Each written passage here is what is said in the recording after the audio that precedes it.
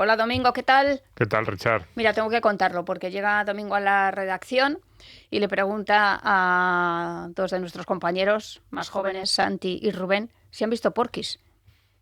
Sí, no, bueno, uno de ellos, por lo menos creo que la conocí, no sé si la había visto, el otro no sabía ni de lo que hablábamos. Y digo, pero estos referentes culturales básicos de los 80, En las que siempre salían chicas desnudas sin siempre. justificar. Y entonces hemos estado hablando de eso, que en los años Y de 80 fiesta. tú veías unas películas, yo iba en año 85, 9 años, 10 años, iba al videoclub, cogías la película que te daba la gana, llegabas a casa, la metías ahí en VHS, al vídeo, y veías la película y tu padre, ¿qué has sacado? No, he sacado una peli del videoclub, ah, muy bien, tira. Y no, Claro. y ahora los padres estamos todo el día dando por saco a los niños. ¿Qué estás viendo? ¿Esto qué es? Eso es. No vea, a ver si tiene imágenes de no sé cuántos. Y tú en el año 85, con 9, 10 años, veías unas películas. Loca Academia de Policía. Loca Academia de Policía. Cocodrilo Dandí, la escena de la fiesta de Cocodrilo Dandí, un tío haciéndose unas rayas encima de una mesa. Lo que tú Para decías. todos los públicos. En muchas de estas películas que recordamos como infantiles aparecen mujeres desnudas, o sea, de todo. Y no pasaba nada. Y las hemos visto y no nos hemos traumatizado. Y sin embargo, somos muy pesados con nuestros hijos. Así que yo voy a reivindicar un poco que seamos menos pesados con los niños. Sí, es verdad. También es cierto que en los años 80 eso se mostraba con una cierta normalidad no politizada. Y ahora el problema está en que lo que tenemos miedo es que a nuestros hijos, cuando les sean escenas más o menos duras, sean escenas con más contenido sexual o menos, más o menos violentas, lo que sí que sentimos es que les quieren meter ideología en vena. Y eso, estas pelis de las que estamos hablando podrán parecernos más o menos apropiadas para niños, pero lo que no tenían era un enfoque político en la forma en la que desarrollaban estas escenas. Bueno, y ahora sí lo hay. Y hay una ola de conservadurismo desde la progresía. Imagínate lo de algo pasa con Mary y el flequillo tieso. Sí, Ahora sí. sería impensable. Muchas de esas, pero esa es posterior. Yo Sí. sigo prefiriendo las de los 80, que eran como más, no sé si Porky's decir, seguramente no hay por dónde cogerla hoy. Pues no, por ninguna parte, pero buenísima.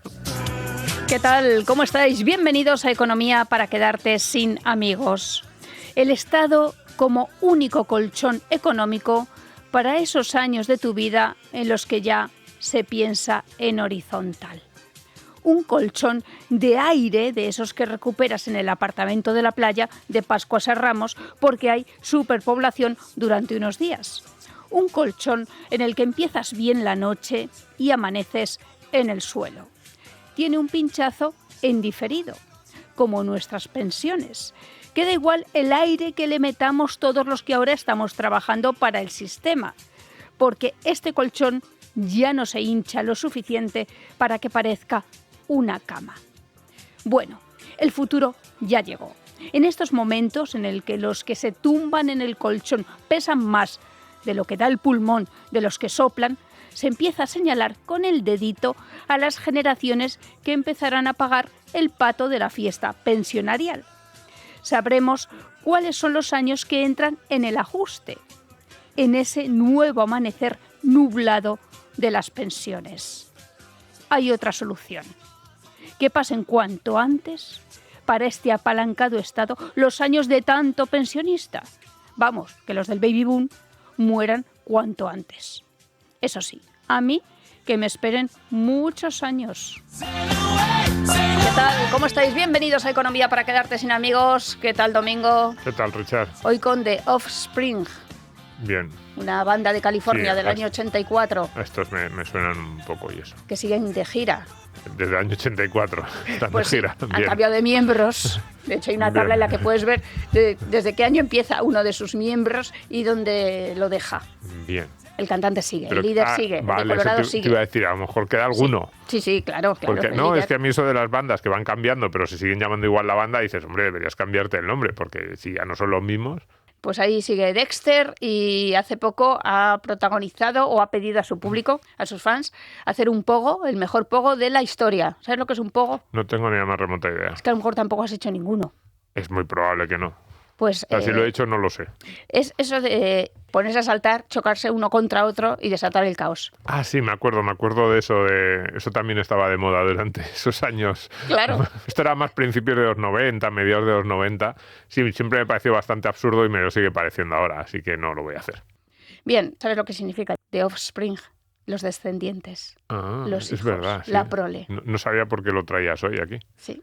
Bien, pues vamos a hablar, bueno, no sé si de los descendientes o Porque si no veis descendientes, no hay pensiones. Es bien visto, porque hoy vamos a hablar de pensiones. Claro. Es nuestro capítulo anual de pensiones, que Richard se pone un poco tensa, pero digo, a Muy ver, tensa. en un podcast de economía no podemos evitar que un capítulo al año sea sobre pensiones, porque es el gran tema de política económica, política pública. La gran partida presupuestaria. Claro, de política fiscal no hay ningún tema más importante en esta década y en la que viene, probablemente. Entonces hay que dedicarle un programa al año. Claro. Me tenso porque, claro, para mí los mayores son muy respetables y creo que nunca se les guarda el suficiente respeto. Pues, por eso me gusta, por ejemplo, la cultura japonesa. Pues hoy creo que nos vamos a enemistar con alguno de ellos. Ya. Porque no lo vamos a hacer, pero no lo vamos a hacer nosotros, no lo vamos a hacer solo nosotros, lo va a hacer nuestro invitado, que ya está, sí, porque ya está varias veces aquí y además ya sabemos que le gusta meterse en líos, que es Daniel Fernández, que ha escrito, es coautor junto a Santiago Calvo de un libro que se llama El elefante en la habitación,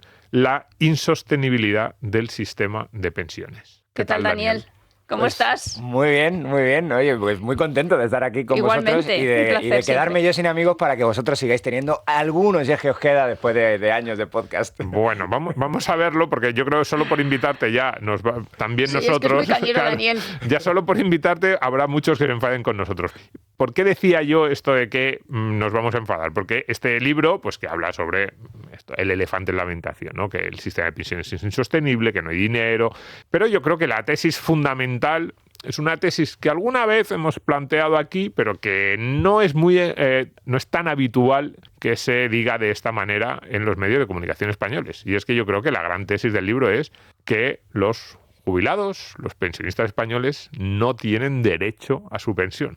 Al menos no en el montante y en los años. A la cuantía. Sí. A la cuantía. Entonces, explícate, Daniel. Esta es un poco la tesis, que es que estamos pagando de más a la mayoría de los jubilados, que esto no se puede mantener. Pues sí, venga, vamos a quedar. Vamos a empezar fuerte. Vamos a quedarnos sin los amigos. Corriendo. Puedes haber preguntado algo de demografía, que es más suavecito. No. Canarias. Eso es. Una pregunta así como para que me luzca. No. Todo lo contrario.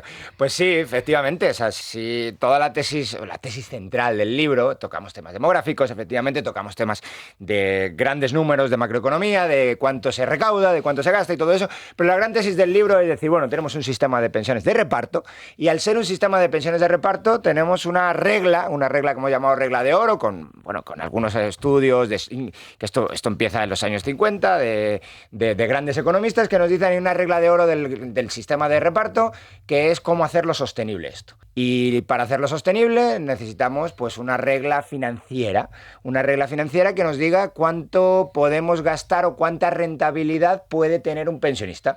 Entonces esto se asemejaría, la rentabilidad, a el euro que has metido en el sistema, cuánto puedes sacar del sistema de pensiones sin que eso conlleve una insostenibilidad financiera del mismo. Entonces hay una regla, que es una regla básicamente de intentar cuadrar a largo plazo, los ingresos y los gastos del sistema.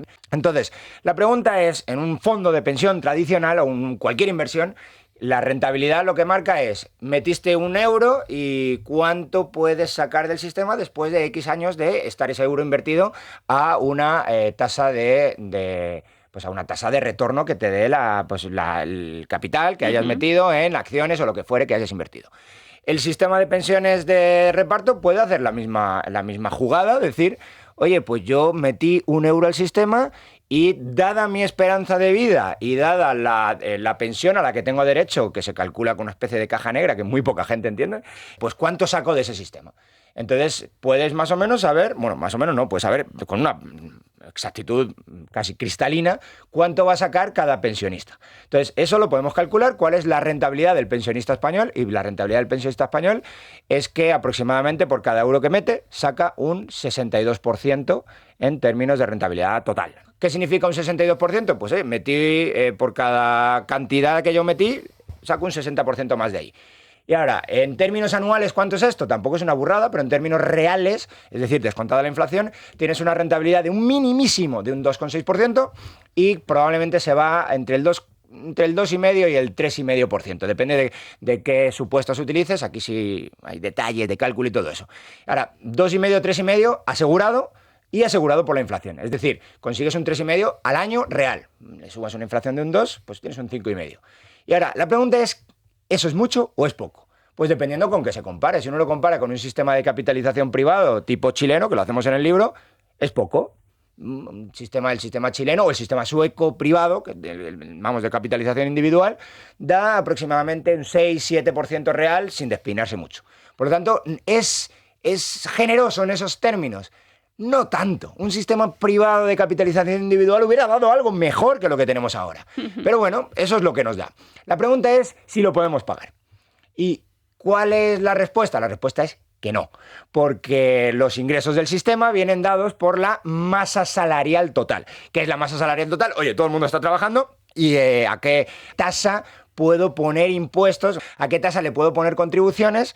¿A qué monto total le puedo poner contribuciones? Eso solo se lo puedo poner si son contribuciones al trabajo, la masa salarial total, y la masa salarial total se asemeja a largo plazo al crecimiento del PIB. Es decir, si crece mucho el PIB, pues crece mucho también la masa salarial. Si el PIB no crece la masa salarial. Entonces, en resumen, ¿cuál es la regla de oro y lo que metemos en todo el libro, todo el libro? La regla de oro del sistema de pensiones de reparto es que la rentabilidad que pueden sacar esos pensionistas, ese 2,5, 3,5% anual, tiene que ser igual o inferior a la tasa de crecimiento de la economía. ¿Y esto ocurre en España? No, no ocurre. Claro, es que esto es muy importante. Hay que preguntarnos qué son las pensiones para los políticos. Esto es muy importante, porque yo sé que mucha gente está pensando, habla en términos de derecho, incluso en términos de esfuerzo que él ha realizado durante su trabajo. Muchas personas, incluido nosotros, porque yo también espero ser pensionista y cada vez nos queda menos, Richard, a ti también. A mí no. Entonces todos esperamos ser pensionistas, pero esos términos de esfuerzo, de derechos, no es, desde el punto de vista financiero, pues no tienen demasiada relevancia. Aquí de lo que estamos hablando es de cuánto te pueden pagar los actuales trabajadores, cuáles son los ingresos reales del Estado.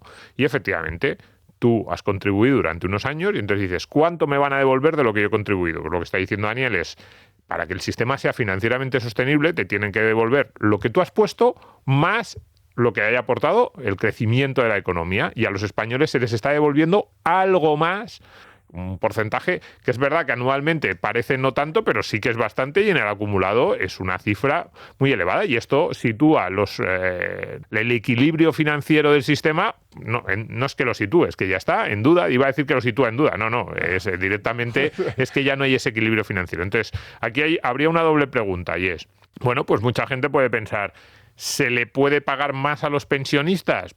Quizás la respuesta sea que sí, pero entonces lo que tienes que hacer es detraer ingresos de otras partidas del presupuesto. Entonces, o cobras otro tipo de impuestos que no sean las cotizaciones, que hemos dicho que son un impuesto un poquito especial, pero no dejan de ser un impuesto, o directamente lo que haces es vaciar el resto de las partidas del presupuesto. ¿Tenemos margen para seguir vaciando el resto del presupuesto o para seguir subiendo los impuestos? Claro, eso es lo que se dice. Oye, pues mira, hay un sistema aquí que llamas contributivo, y pues si es contributivo tendrá que estar ingresos y gastos del sistema pues en el equilibrados, ¿no? Porque, una tubería en el libro. Porque si no, esto es otra cosa, y es una cosa redistributiva. Bueno, está bien, pero esto es un tema de principio del sistema. Oye, ¿cómo lo queremos? ¿Cómo queremos que funcione esto? Nos estamos yendo, no sé si aposta o sin querer, hacia un sistema que no es contributivo, que es de otra manera. Entonces, claro, transfiramos recursos de otras partidas presupuestarias. Se nos dice, bueno, pues los transfiramos, pero ¿hasta dónde? Porque una de dos, o no hay espacio en otras... O sea, aquí hay un tema de coste de oportunidad. Si gasto mucho en una partida, que además no es la parte contributiva, pues oye, pues tendré que detraer de otros lugares. ¿Y de qué otros lugares detraigo? Pues a lo mejor de servicios públicos como la sanidad o como la vivienda. ¿Cuánto dinero se dedica a vivienda con la pedazo de crisis de vivienda que hay en España? ¿Cuánto dinero se dedican a políticas públicas de vivienda? No digo que es lo que haya que hacer. De hecho, creo que la política pública de vivienda sería bastante barata si dejaras construir al sector privado, pero oye, pues podrías construir vivienda pública, podrías, no creo que sea lo mejor, pero podrías, ¿se hace? No se hace. Se podría meter a sanidad, ¿se hace? Pues no, tampoco se hace. ¿Se podría meter a qué? O se podría meter a bajar los impuestos, a dejarle el dinero en los bolsillos, tampoco se hace. La cuña fiscal, que es un término perfecto, además, o sea, está bonito para un economista. Ya sabes que los economistas tampoco somos grandes, no sé, artistas, sí, poetas.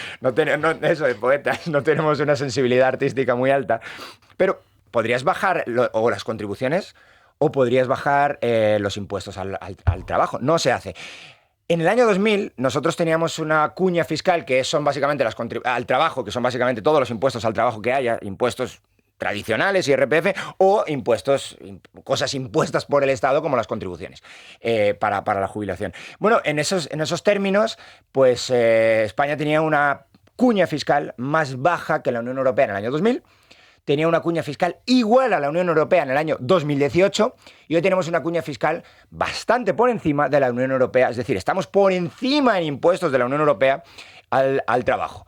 Por lo tanto, nos han apretado. Y si es que nos han apretado, pues también hasta dónde más nos van a apretar, pero nos han apretado. Es decir, dinero en el bolsillo del contribuyente, no. Dinero a otras partidas, no. O dejar de endeudarnos, porque esta es la otra alternativa y que está ocurriendo hoy en día. Ahora mismo el sistema de pensiones explica todo el déficit de España. No solo explica, sino que se pasa de frenada. El déficit del sistema de pensiones, el déficit básico, porque luego hacen trampas si queréis hablamos de estos términos que son un poco más técnicos, pero vamos, que si te están diciendo que el déficit del sistema de pensiones es pequeño, te están mintiendo. Es del 4% del PIB, de más del 4% del PIB. Y el déficit de España es de menos del 4% del PIB. ¿Esto qué significa? Así, para el común de los mortales. Pues que España tendría superávit fiscal si no fuera por el sistema de pensiones, por el agujero del sistema de pensiones. No por el montante total, que eso es una burrada, que gastamos casi el 40% de los ingresos del Estado en pensiones. No, te estoy diciendo solamente el agujero explica todo el déficit y más. Seríamos la Argentina de Milei. Fíjate, la Argentina de Milei, si no tuviéramos déficit en el sistema de pensiones, es decir, si solo se financiaran con los ingresos del sistema, que no ocurre. Claro, pero hay mucha gente pues que está... 30 años así. Eso iba a decir, justo esa era mi pregunta. Llevan los catastrofistas, que nos podemos sumar nosotros a ese grupo, diciendo no se pueden pagar las pensiones, van a quebrar. Claro. Y mucha gente dice, oiga, que llevamos 40 años y se siguen pagando las pensiones, unas pensiones que están muy bien y pues no parece que la seguridad social haya quebrado, aunque nosotros defendemos que ha quebrado innumerables veces, pero las pensiones están muy bien, se siguen pagando. Entonces, ¿por qué no se van a seguir pagando en 2040 o 2045? ¿Qué va a cambiar? Porque a finales de los 90, mira, antes que hablábamos de los 80, Pedro Solbes, ministro de Economía en la primera mitad de los 90 en realidad, ya advirtió a los españoles y dijo que se hicieran planes de pensiones, se montó un gran escándalo, por encima era un ministro socialista y mucha gente dirá, pues tampoco era tan necesario. Bueno, pues, ¿cómo decirlo? Los agoreros del pasado tenían razón. Y estamos en el largo plazo de los agoreros del pasado. Es decir, nos ha llegado el día donde nos tenemos que mirar en el espejo y decir qué hemos hecho los últimos 30 años y de dónde venimos y hacia dónde vamos. El de dónde venimos lo tenían clarísimo, porque de hecho se hicieron propuestas de reforma a mediados de los años 90 para hacer un sistema a imagen y semejanza del chileno y nos habría ido muy bien. Y de hecho podríamos pagar pensiones similares a las actuales sin tener un desequilibrio ni actorial, ni problemático, ni además con otras grandes ventajas que creo que hubiéramos tenido. Pero el sistema entra en déficit, el sistema tenía superávit por un tema simple y llanamente de demográfico. Claro, teníamos a población. toda la generación del baby boom, que básicamente es una generación que es muy numerosa, la generación más numerosa de la historia de España. Esa generación tuvo muchos vientos de cola demográficos, los economistas lo llamamos el bono demográfico, porque parece que las cosas van bien sin que necesariamente vayan bien. Es decir, es como ponerte maquillaje y decir qué guapo soy. Y luego resulta que cuando te levantas por la mañana ya no tienes maquillaje, pues no eres tan guapo. Pues esto es algo muy parecido. La generación del baby boom fue muy, muy numerosa y no tuvo hijos. Por lo tanto, la tasa, lo que los economistas llamamos tasa de dependencia, que es básicamente la proporción que no está en edad de trabajar versus la proporción que está en edad de trabajar, es bajísima. No tiene niños o tiene pocos niños. No, o sea, y Sí, como no había es muy muchos numerosa, ancianos. tampoco hay había ancianos. muchos ancianos y mucha gente trabajando. Entonces, la proporción de gente trabajando es brutal, pero claro, eso durante mucho tiempo parece que la economía va bien, porque si tienes mucha gente, mucha proporción de gente trabajando, por ejemplo, el PIB per cápita como es per cápita y la gente que no puede trabajar no es mucha, pues parece que la economía crece y crece y crece y crece, y durante muchos años la economía española creció y los ingresos del sistema crecieron muchísimo y se podían pagar pensiones maravillosas sin que aquí nos diéramos cuenta de que había un problema. Y de hecho, a toda la gente que se quejó en los años 90, pues parece que no tenían razón. Pero si se puede pagar, pero si tenemos hasta 8 hucha de las pensiones. En el Pacto de Toledo se dice, vamos a hacer una hucha de las pensiones porque sabemos que en algún momento esto se acaba. Fíjate, hasta la gente que estaba gobernando sabía que aquí había algún problemilla. Y como sabía que había algún problemilla, hacen un parche que no sirve para nada. Y si queréis ahora vamos a hablar de números y como tal, y vais a ver que la hucha de las pensiones no sirvió para mucho, no sirvió para casi nada. Pero bueno, se generó la hucha de las pensiones porque se sabía que esto venía. Es decir, incluso el poder político algo quiso hacer. Lo que pasa es que lo que hizo no fue completamente insuficiente. De hecho, os doy un dato. El mayor montante que tuvo la hucha de las pensiones, antes de que el sistema se volviese deficitario, es un año, nos lo comeríamos en un año de déficit actual. En un año, después de una década, metiendo dinero en una hucha que supuestamente nos iba a servir para hacer frente al futuro, hoy nos comeríamos la hucha de las pensiones en un año. La hucha es un stock, es decir, 10 años metiéndole la hucha y nos los comemos en un año de déficit actual. Claro, ¿qué ha pasado cuando la generación del baby boom se está jubilando? Que todavía no se ha jubilado toda, en los próximos 10 años se jubilará toda. Lo que ha pasado es que según se ha ido jubilando y según no ha tenido un reemplazo generacional tan numeroso como él mismo, o más numeroso que él mismo, como si pasó en las generaciones anteriores, el sistema le salen las vergüenzas. ¿Cuáles son las vergüenzas? Que paga demasiado, lo que hablábamos antes en términos actuariales, paga demasiado. Entonces ahora tienes un agujero de 60.000, en la parte contributiva solo 63.000 millones de euros el año pasado.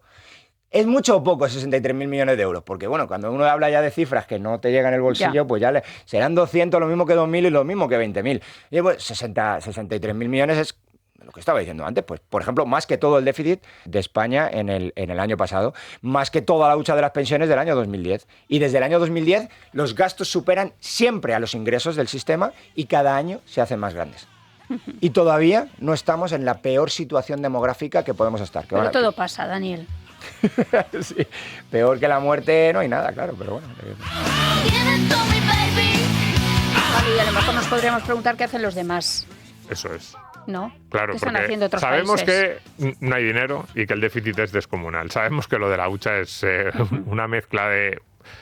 Cuando era una semi-hucha en su momento, como tú decías, tenía el impacto que hubiera podido tener. Se gastó muy poco tiempo, además, llegó una crisis de gasto, pero es que encima es un artificio contable, porque como está invertida en deuda española, es que ni siquiera tiene ese sentido de guardar, o sea, es bastante absurdo. Pero una vez que hemos interiorizado eso, nos preguntamos, ¿vale? Pero esto le estará pasando a todo el mundo. Esto del baby boom, de que la natalidad es baja, esto pasa también en Alemania, en Inglaterra, en Francia y en cualquier país de Europa. Entonces, ¿quiénes son los que están haciendo algo? Podemos aprender de ellos y nos van a gustar lo que están haciendo en otros países. Por ejemplo, en Alemania hace poco han empezado a hablar de jubilarse a los 70. ¿Ese es el futuro que nos espera? Pues no lo sé, Así es. Porque esto, como dice el profesor Bastos, aquí para ver quién manda en un sitio hay que ver el presupuesto.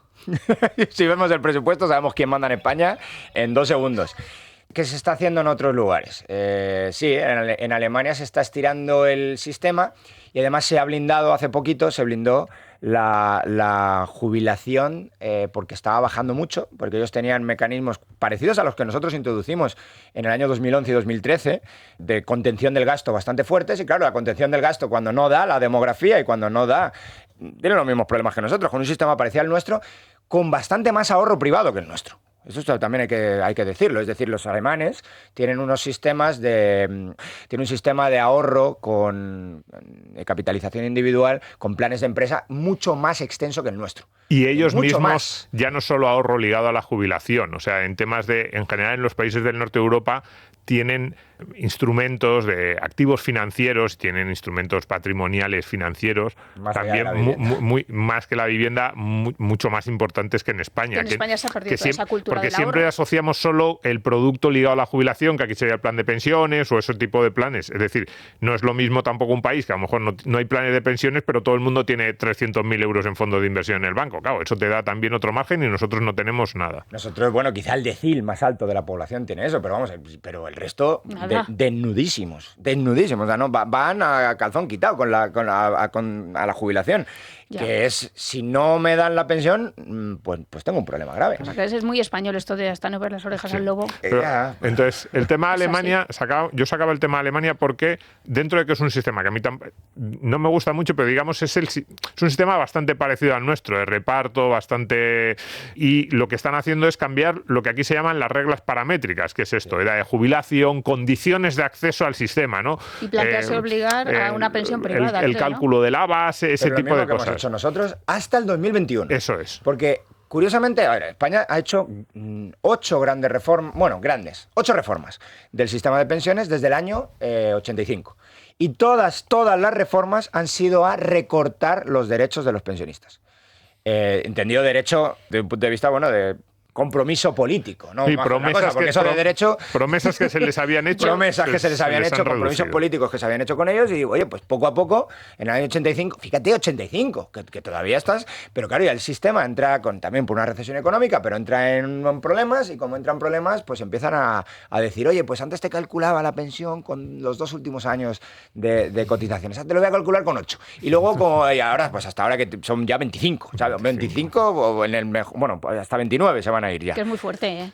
Hombre, lo de los dos. Son recortes por todos lados. Y al principio con 65 te jubila, luego ya con 67, luego ya te lo van a tirar. Ya estoy deprimida, domingo, ya está, ya lo has conseguido. Otro momento ochentero eran los 2 años que el cálculo de la base se hacía con los 2 últimos años. Y había unas trampas, autónomos que no habían cotizado nada y los 2 últimos años cotizaban por el máximo. Bueno, aquello era... No, claro, aquí. Pero montaron huelgas generales, por estos cambios en España. Era una fiesta, se han en todos hecho, los sentidos. Bueno, aparte que estas reformas las han hecho todos los partidos políticos, pero las únicas que más o menos, cuando los sindicatos tenían algo de decencia, le hacían huelgas a la hacían izquierda. huelgas al PSOE, sí. Huelgas generales. Ya llevan sin decencia no sé cuántos años, un par de décadas. La carta de ajuste en Televisión Española, otro momento ochentero, eso fue año 85, 86, a Felipe González, y fue una huelga general. Claro, los jóvenes esto no lo entendéis, pero tú estabas ahí y de repente un día, todo el día, carta de ajuste, porque la huelga llegó incluso a Televisión Española. No se emitió ni nada. Otro momentazo. Sí.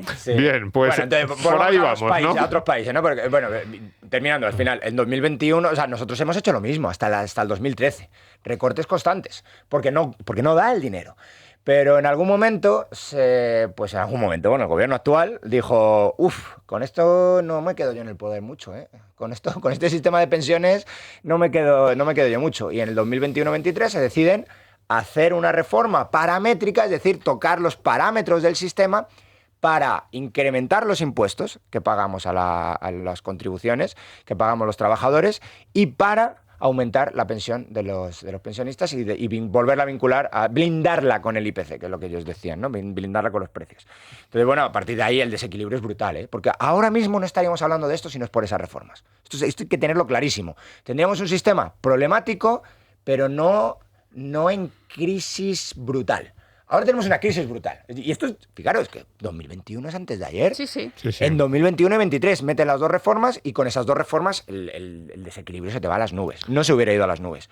Entonces, ¿qué ha hecho Alemania? Alemania no son tan bestias como nosotros, no sé si podemos decir esto, pero no son tan bestias y lo que han hecho es decir, sigamos haciendo reformas paramétricas para recortar derechos de pensionistas. Aunque sí han hecho algo parecido a nosotros, ¿eh? Han blindado... pero fíjate dónde lo han blindado, en el 48% del último salario. Es decir, han blindado el que básicamente cobres la mitad de pensión de salario que tienes. En España, el promedio, eso sí, es que cobres el 80% de la pensión. Somos los segundos de Europa que más pensión cobramos en relación al último salario percibido. Entonces, claro, aquí cuando dices, es que han blindado no sé qué, lo que han hecho es una al lado nuestra, si nos blindaran una broma de mal gusto, vamos.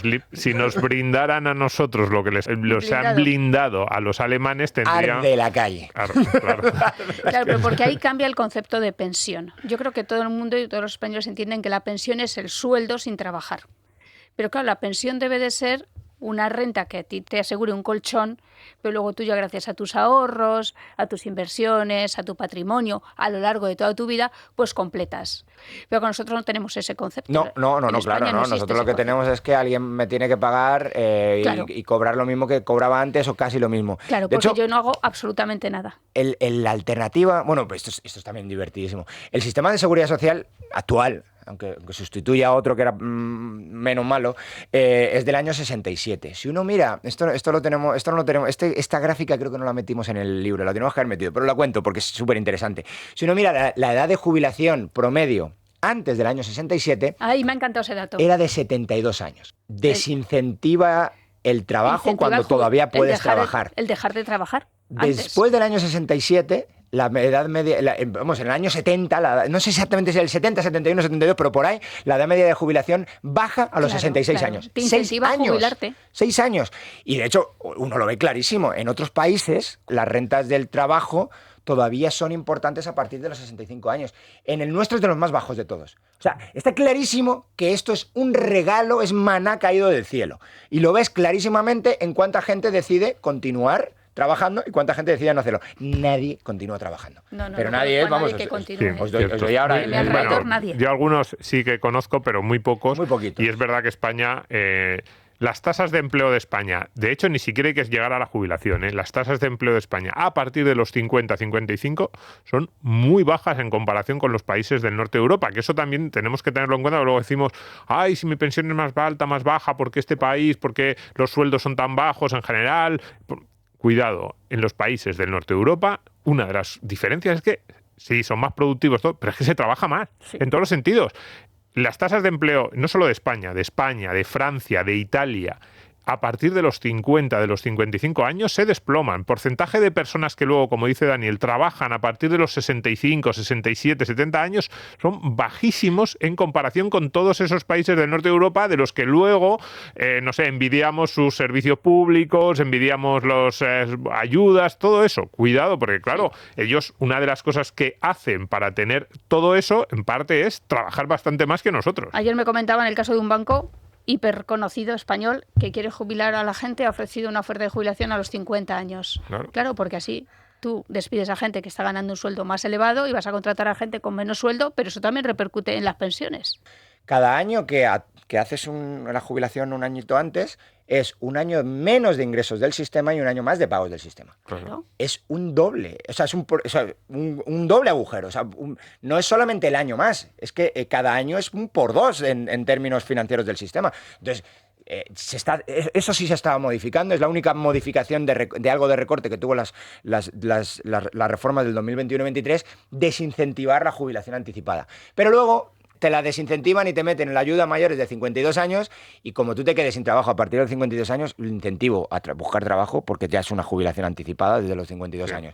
Por lo tanto, las jubilaciones anticipadas nominalmente no se eliminan, se desincentivan tanto que se eliminan, pero y te lo sacan de gastos del sistema de pensiones y te lo meten a gastos generales del Estado porque te dan una ayuda pública desde los 52 años hasta que te jubiles con una cotización de la ayuda pública. Por lo tanto, una vez más, es como lo de llenar el hucha de las pensiones con deuda. Estoy quitándome de una mano para meter la otra mano. Pues esto es lo mismo. Me meto una partida presupuestaria creciente y cada vez mayor para que cualquier persona que se quede en desempleo a partir de los 52 años no tenga que volver a trabajar y de facto sea una jubilación anticipada, pero lo saco del sistema de pensiones y lo meto a presupuestos generales del Estado. Por lo tanto, el desequilibrio vendrá por otro lado, no viene del sistema de pensiones. Mentira, se están moviendo partidas para jubilarte anticipadamente, llamándolo o cumpliendo nominalmente con dictados dictados generales de sostenibilidad del sistema de pensiones, pero que te los estás saltando realmente. Nominalmente los cumples, realmente te los saltas. Es que es maquiavélico.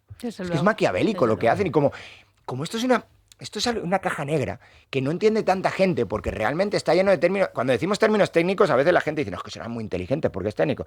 No, técnico es simplemente que han hecho una ley, que en la ley han metido 20.000 historias, que la llaman de 20.000 cosas diferentes para que tú no te enteres de qué está pasando aquí. Para que cuadre su relato político, además. Bueno, brevemente, ¿qué país te gusta más? El que me gusta más, pero que no lo tenemos cerrado hoy en día, es Chile. Chile es, aparte con las recientes reformas, curiosamente, llevadas a cabo por la izquierda, se parece mucho a lo que tú decías. Chile tiene una pensión garantizada universal de un importe bajo, Una especie de no contributiva. Una especie de no contributiva, que es algo así como para que no se me muera de hambre nadie. Sí, y ya está. Y luego tienen el sistema privado de... Privados, porque es difícil también. Sistema de cuentas individuales, donde tú ahorras, te obligan a ahorrar. Aquí, igual que aquí nos obligan a contribuir, pero esa obligación va a una cuenta con tu nombre y tus apellidos, que la inviertes dentro de un esquema preestablecido, la inviertes más o menos como tú quieres. Es decir, es tu dinero, es tu patrimonio y tienes capacidad de moverlo, de cierta capacidad de moverlo en diferentes lugares y diferentes gestoras que se llaman AFPs. Bueno, y luego, pues eso realmente ha funcionado muy bien en Chile. Ha funcionado muy bien a varios niveles. Ha funcionado muy bien porque, por ejemplo, ese mismo sistema, lo que decimos en el libro, es que ha generado el crecimiento económico chileno. Básicamente esto es casi de crecimiento económico 101, ¿no? De introducción al crecimiento económico. ¿De dónde viene el crecimiento económico? Pues viene de la inversión. ¿Y de dónde viene la inversión? Inversión de bienes de capital bien hecha. ¿Y esa inversión de bienes de capital de dónde tiene que venir? Bien, tiene que venir de ahorro de algún lugar. ¿Y ese ahorro de algún lugar de dónde viene? Pues podemos aprovechar los enormes, cuando somos todavía jóvenes, los enormes flujos que se generan por el sistema de pensiones, en vez de repartirlos, invertirlos. Y cuando haces eso, pues generaste el mayor sistema o el sistema financiero más profundo, el sistema de inversión, digamos, la bolsa de Santiago es gigantesca para el desarrollo del país. Entonces, pues tienes un mercado de capitales ultra profundo, y cuando tienes un mercado de capitales ultra profundo, pues resulta que tienes un montón de recursos disponibles para las empresas para invertir, y resulta que las empresas invierten, y resulta que la economía se capitaliza, y resulta que el crecimiento económico viene. Claro, es que la gente dice, no, es que el crecimiento económico de Chile pues vendría por otras cosas. Sí, bueno, claro, vamos a ver que la región es un desastre y Chile no es un desastre. La región es un desastre. Y una parte importante de que Chile no sea un desastre viene por su sistema de pensiones, que ha canalizado el ahorro de la sociedad chilena hacia inversiones productivas. Fíjate lo que puede cambiar, el sistema de pensiones. Es que nosotros podríamos ser un país puntero de Europa. Yo lo he dicho eso muchas veces. Por ejemplo, en Europa se ve con Holanda, Dinamarca, que son sistemas en los que también hay patas de capitalización muy importantes. Suecia. Es decir, se inicia un círculo virtuoso muy interesante, porque estás obligando a un ahorro casi de forma natural, porque podría decir, bueno, a lo mejor esos ahorros acaban en Wall Street, yo qué sé, en el SP500. Pues no, en general los países, esos ahorros, una parte sustancial, acaban en sus propios sistemas productivos, en inversión en el propio país, con lo cual ahí se inicia una rueda que va más allá del sistema de pensiones. Sí, hasta el año 2000 más o menos, las reformas de las pensiones, que son del año 81, si no estoy mal, en Chile, hasta el año 2000 más o menos tenían obligados inversión en el país, un porcentaje brutal, no sé cuánto es, pero prácticamente el gran grueso estaban obligados esos fondos de pensiones a invertir en el país. A partir del año 2000 se liberaliza un poco esto y se dice, bueno, puedes meterlo en Wall Street si quieres, y más o menos ahora, más o menos, debe andar 50-50. Y alguien puede decir, bueno, pero entonces el círculo virtuoso del que estás hablando ya no se da tanto, ¿no? Pero se da otra cosa súper interesante del sistema de pensiones, y es, el sistema de pensiones al final tiene el problema de que si no hay gente joven, pues tenemos un problema, porque no generamos la producción. Vale, puedes burlar esto en parte capitalizando la economía y básicamente dándole mucha inversión y tener un capital per cápita muy alto para los trabajadores, para los pocos trabajadores que tienes ahora mismo. Eso es una opción. Entonces haces a los trabajadores muy productivos, y como los haces muy productivos, les puedes luego extraer más renta, si lo quieres ver así, la gente mayor. Pero tiene otra gran ventaja: si lo inviertes internacionalmente, el problema demográfico deja de ser un problema. ¿Por qué? Porque uno puede decir, bueno, pues entonces invierto en un país joven. Un país que sea muy joven, lo capitalizo al país joven, le doy herramientas a la juventud de otro país, y como factor productivo capital puedo pedir una parte de la producción de ese otro lugar. Y como puedo pedirla, pues la puedo pedir, es que no sea una extracción, como dice la gente de izquierda. No, es que he participado, mis mayores han participado de la generación de actividad económica en otro lugar. Y como han participado de la generación de actividad económica de otro lugar, puedo pedir parte de ese producto. Y como puedo pedir parte de ese producto, tus mayores se han mantenido económicamente sin necesidad de redistribuir, de quitarles el ingreso a tus jóvenes. Esto lo podríamos haber hecho en España y no tendríamos la guerra generacional que se nos ha montado hoy en día aquí. Es decir, teníamos estas opciones abiertas. O bien incrementar la capitalización de la economía y ser hoy en día una economía puntera de Europa con unos salarios, que la gente dice siempre, es que tenemos que incrementar los salarios. Bueno, pues una forma de hacerlo hubiera sido derivar todo ese ahorro hacia el sector productivo español. Y otra forma hubiera sido derivarlo, para sostener a los mayores, derivarlo hacia países menos desarrollados y más jóvenes que nosotros, capitalizar a sus trabajadores, y ahora estaríamos viviendo de esas rentas, si lo quieres ver así, y no tendríamos que estar machacando impuestos a los jóvenes españoles, que la única opción que les queda a los pobres es irse. Offspring. Son buenísimas las canciones. Ese punk californiano es que sí, me encanta.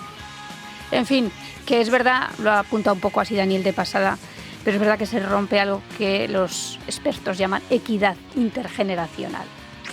Y es que la igualdad en este caso nos da igual. Sí, bueno, ya incluso llamamos equidad intergeneracional a cosas que la destruyen.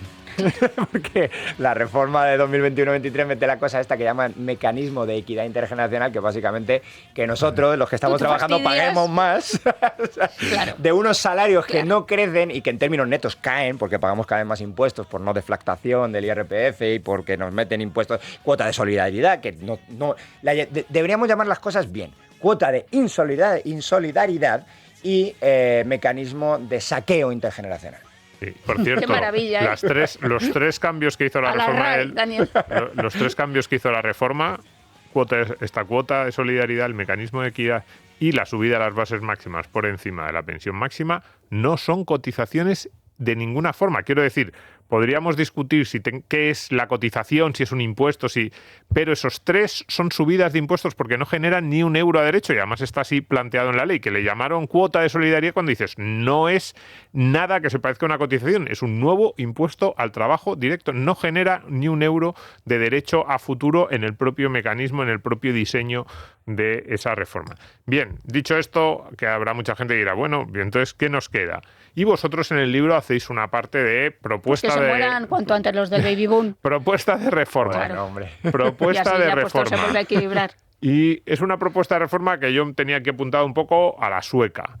Que también probablemente sea el país del que más se ha hablado en Europa en las últimas 3-4 décadas, sobre el país que hizo la reforma más sostenible. Lo que pasa es que la hizo a principios de los 90. Nosotros ya no sé si llegamos a tiempo. Entonces, ¿qué hizo Suecia? ¿En qué se parece vuestra propuesta de reforma a lo que hicieron los suecos? ¿Sería factible en España, política y económicamente? Mi modelo ideal es el chileno. A ver, ahora, ¿podemos ir al modelo chileno? Pues podríamos haber ido en el año 95 cuando se hicieron los pactos de Toledo, pero no.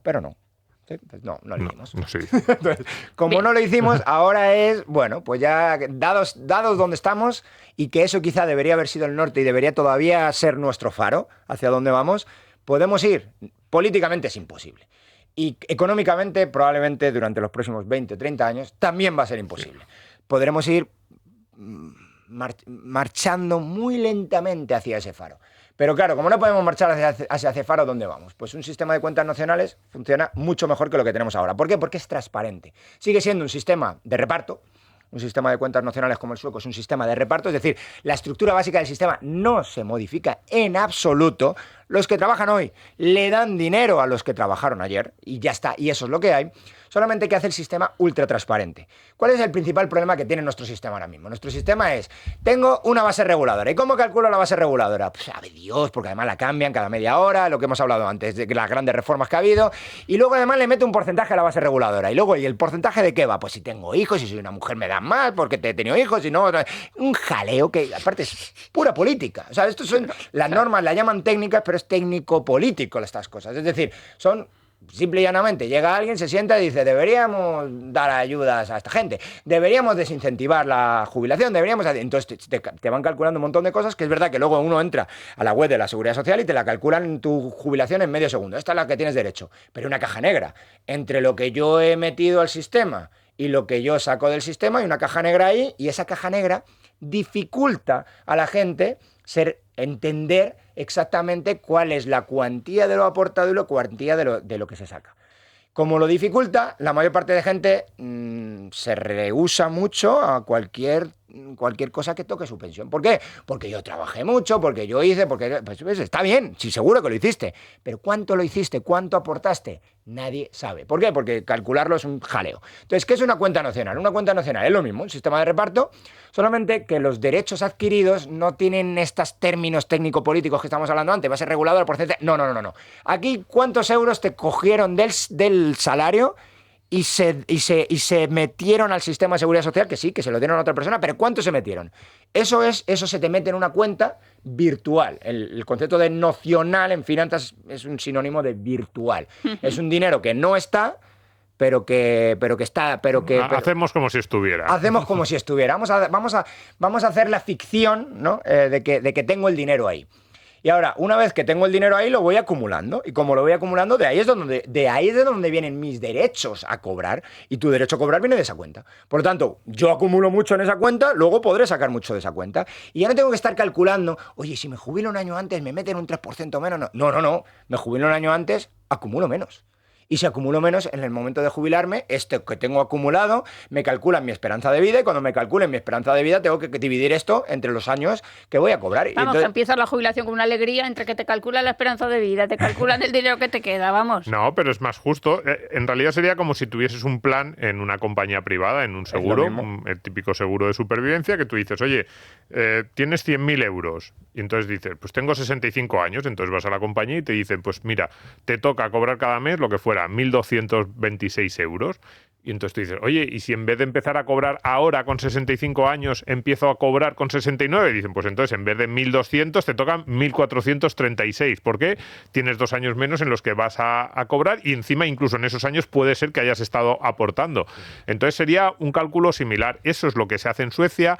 Algo parecido yo creo que se ha hecho en Italia. Ha habido varios países que en Alemania lo están planteando.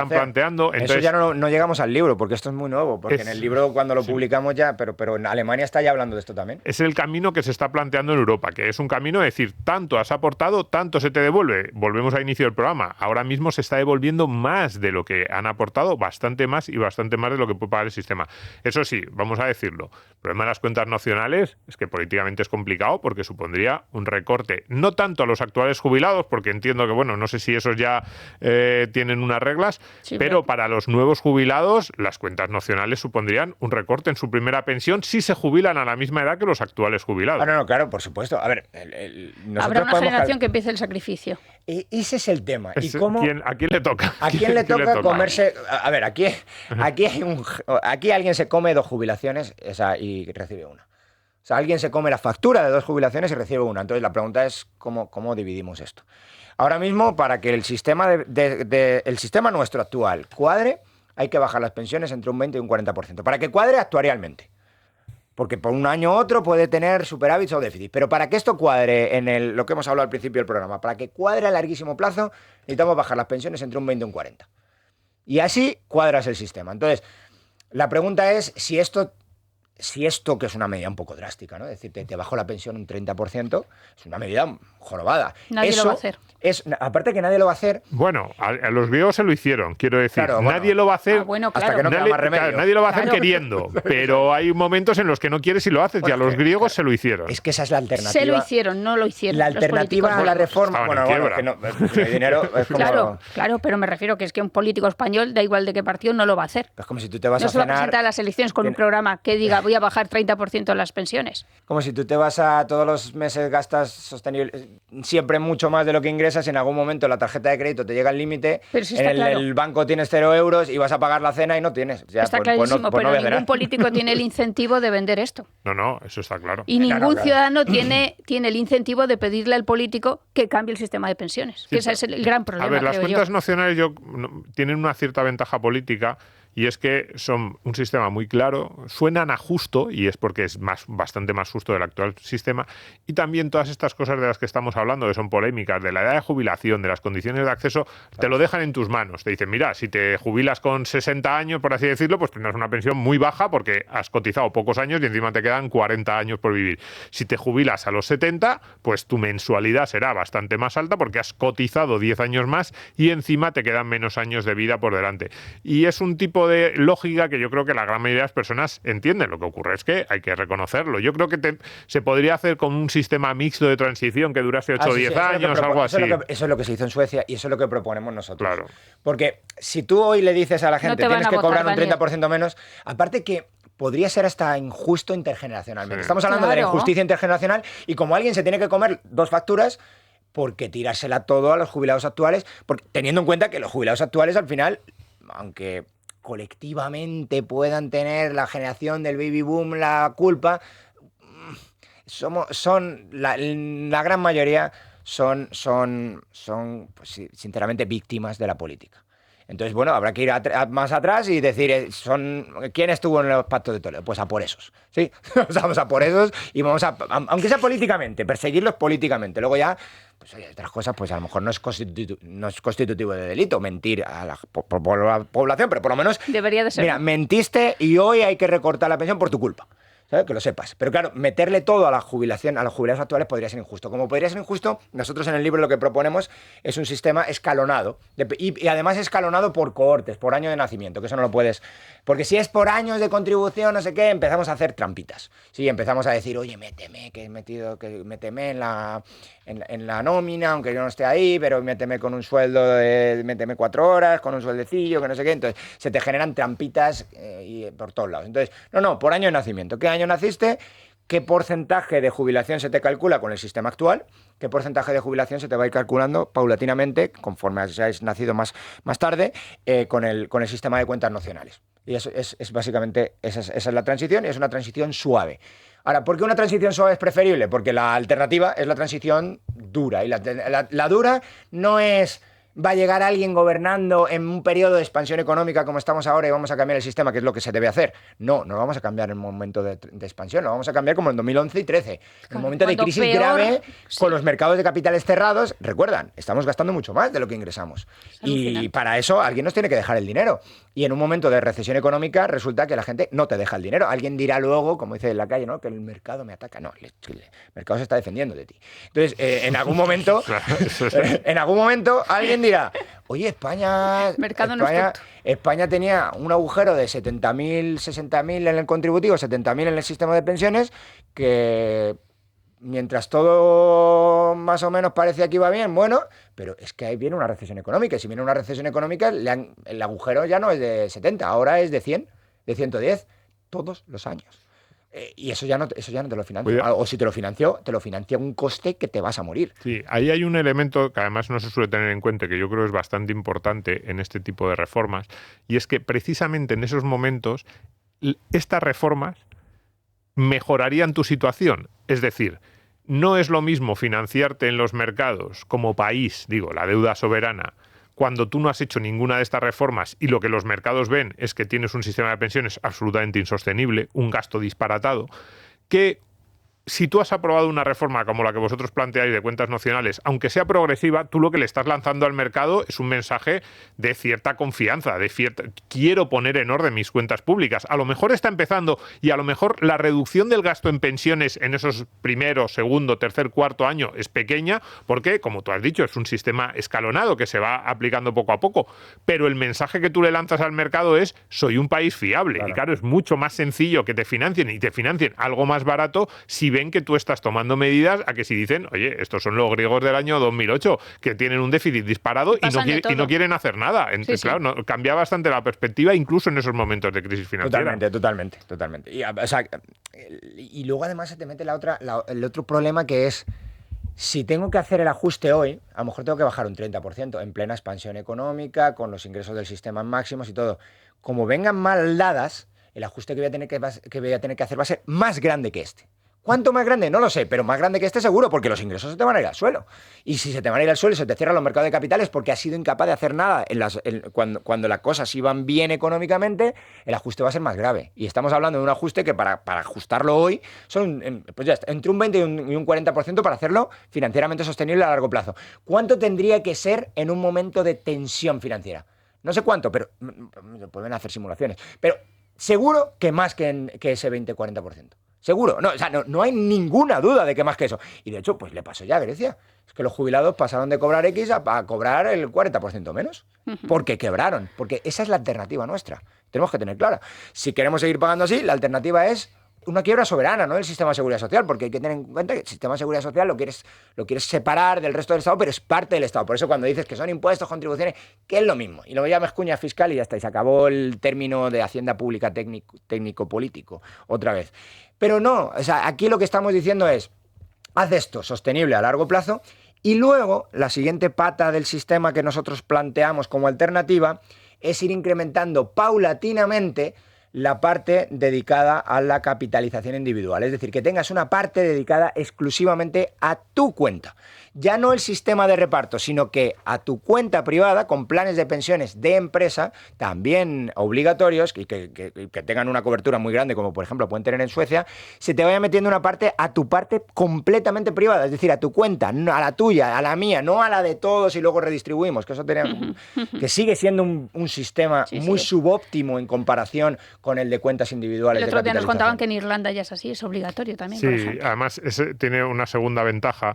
Si tú tienes una parte de capitalización individual, de ahorros, a través de planes de empresa, a través de planes individuales, hace que los posibles recortes en la pensión pública, que son casi, la de reparto me refiero, que son casi inevitables, digamos, la gente los acepta un poquito más porque dicen, bueno, por lo menos tengo ese respaldo también de mi ahorro. No es tan dramático como para aquel que solo tiene la pensión pública y que siente que cada recorte que le hacen es que le están reduciendo lo que va a tener, que es todo de lo que él depende para su jubilación. Entonces también hace algo más políticamente sostenible la otra parte, que es inevitable, porque como dice Daniel, el sistema está absolutamente desequilibrado. Pues si queremos seguir pagando lo que estamos pagando, queremos aumentar el gasto en el estado del bienestar, habrá llegada de inmigrantes y regularización, es decir, vamos derrapando cuesta abajo. O sea, sí, es bueno, que es así. Sí. Es un que poco, no hay un poco bajadas feo, de impuestos para que puedas incluso poder ahorrar un poco más. Es la tormenta perfecta. Nos decían, bueno, la inmigración va a pagar esto, pero no lo va a pagar. Creo que no lo va a pagar. ¿No? Porque además uno puede calcular la rentabilidad del sistema de pensiones en diferentes cotizantes tipo, ¿no? Y el sistema de pensiones todavía es contributivo. Que sea contributivo quiere decir que básicamente tanto metiste al sistema, tanto sacas del sistema, es decir, hay jubilaciones bajas y hay jubilaciones más altas, pero el sistema es tanto más generoso, empieza a ser redistributivo cuanto menor ingreso tienes. Y los inmigrantes que estamos atrayendo son inmigrantes de baja cualificación. Y al ser inmigrantes de baja cualificación se meten al sistema, a un sistema que tiende a ser cada vez menos contributivo y se meten en la parte redistributiva. Si es parte redistributiva, le estamos pagando pensiones. Antes he hablado de un 62% más, ¿no? Que se sacaba un 62% más de lo que se ingresaba. Para algunos tipos de cotizantes, típicamente los que cotizan la base mínima, esto puede llegar a duplicar lo que sacas del sistema, es decir, un 100% de rentabilidad. Claro, si tú metes hoy muchos cotizantes que cotizan poco, durante un tiempo puede parecer que la cosa mejora. Tampoco está mejorando mucho la cosa, ¿eh? Con una oleada migratoria brutal y no está mejorando demasiado la cosa. Entre otras cosas, están enganchadas al ingreso mínimo vital y todas esas cosas a ritmos que puede ser el triple de la población española. Quiero decir, de los nacidos en España. Pero bueno, en cualquier caso, imagínate que sí funcionara, es decir, que sí se pusieran a trabajar en una proporción similar a la de los españoles de nacimiento. Durante un tiempo, a lo mejor el agujero lo cubres. ¿Pero qué estás haciendo? Estás pegando una patada hacia mañana y además una patada peligrosísima, porque el tipo de cotizante es el tipo de cotizante que destruye todavía más la sostenibilidad del sistema porque es el que por euro metido más rentabilidad saca del mismo. Por tanto, meter en millones y millones y millones de personas con una rentabilidad mucho más alta que el promedio, lo único que hace es transformar un sistema que no necesariamente un sistema tiene que ser Ponzi, un sistema de reparto tiene que ser Ponzi, pero transformarlo de facto en un sistema Ponzi. Porque si le estás diciendo a todo el mundo que va a sacar más que el anterior, sin ninguna duda, esto sí es un Ponzi. No necesariamente un sistema de reparto, esto hay que dejarlo claro, porque hay gente que se queja con razón, no necesariamente un sistema de reparto es Ponzi, nuestro sistema de reparto sí lo es. Y los parches que se están poniendo están incrementando el elemento Ponzi de nuestro sistema, porque es simplemente meter en la base mucha gente que va a sacar mucho de ahí, que se le está prometiendo mucho, porque claro, hay que tener en cuenta que el inmigrante cotiza, vale, sí, otra vez, en proporción, y el tipo de inmigración que está entrando ahora, en proporción mucho menor a la de los nacionales, pero incluso si lo hicieran en la misma proporción, lo que estás haciendo es engrosar la base y esa base va a tener derechos a pensiones en el futuro. Y esos derechos a pensiones son desproporcionadamente beneficiosos, desproporcionadamente generosos, más que con el promedio del jubilado actual, que ya es muy generoso. Por lo tanto, lo único que va a hacer es la sostenibilidad de largo plazo la va a empeorar. En fin, pues nada, hay que recomendar el libro de Daniel Fernández y de Santiago Calvo, porque además han hecho un esfuerzo, como decía una ofendida Mafalda, para que hasta los niños lo entiendan. Es verdad que habéis intentado quitar tecnicismos, explicarlo de manera muy clara, el elefante en la habitación, la insostenibilidad del sistema de pensiones. Muchas gracias, Daniel. Pues nada, gracias a vosotros. Ya sabéis que yo me lo paso aquí muy bien y que hasta os hago venir ahí en pleno, te servimos de terapia. Pleno verano. Te desahogas con nosotros, ¿verdad? Me quedo más...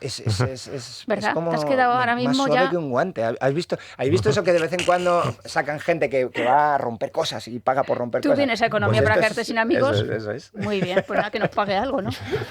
Que lo ahorremos. Nos vamos. En fin, ya sé en qué año puede empezar esto del sacrificio, en el 85. ¿En el 85? Sí, yo creo que sí. ¿Por qué? Para que empiece a pagar Daniel. Ah, porque Daniel es del 85. Bien, sí, pues puede ser una idea, Como ya es la despedida y no puede hablar, no lo pues sé. ya no se puede defender. Sí, bueno, es que cuando claro, es que tú dices que a ti no te afecta, que te iba a decir que cuando te acerques pero más... Pero en general la vida me afecta poco. Te afecta poco, o sea, pero... Esa es mi filosofía de vida. Es verdad, cuando nos vayamos acercando, cuando nos queden un par de años para la jubilación, todavía nos queda bastante, para ese momento, y además como se va la alargando... La gente se plantea qué vota y a quién vota, sí. y quién maneja su vida. Veremos como a ver quién maneja Vivarca, cómo pues pensamos. Eso. Pero sí, bueno, también es verdad que mucho cuidado si hay una crisis, Es que ese es el problema. Ahora mismo estamos en un contexto de crecimiento económico, en el que no hay tensión en los mercados, pero como vuelve una crisis similar al año 2010-2012, muchas de estas cosas que ahora parecen exageradas las vamos a ver muy presentes, y entonces mucha gente dirá, ay, madre mía, vendrán las madres mías, pues y serán los gritos, se oirán digamos, mucha gente que no se lo espera se encontrará en una situación muy delicada. Y es verdad que a los periodistas en general parece que nos gustan las noticias malas, pero en esta casa no. Y en este programa tampoco, ¿verdad? No, a mí no me gustan las cosas, buenas noticias. A mí me gustaría que el sistema de pensiones en España fuera más sostenible, claro, pero es y que no el lo es. espíritu de este programa es que las cosas vayan mejor, porque hay esperanza. Sí.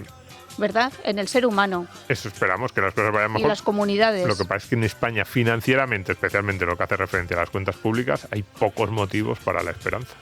Bueno, Domingo, que nada, que nos vamos ya. Nos vamos, Richard. Que hace mucho que no decimos eso de que estamos en YouTube, en el radio, por las noches, los domingos, a la 1 de la madrugada, en todas las plataformas, que hagan comentarios, que den al like, todo eso lo agradecemos una barbaridad. Por supuesto, cuando nos recomiendan en X a otros oyentes, eso hace muchísima ilusión. Eso cuando nos saludan. Eso es, ahí además Daniel está muy presente en X, está todo el día ahí, le gusta, es cañero ahí, Daniel, además, así que si alguien busca una cuenta a quien seguir así divertida, Daniel. Muy bien. Y eso, pues que ahí estamos en todos esos lugares, que nos sigan y que muchas gracias.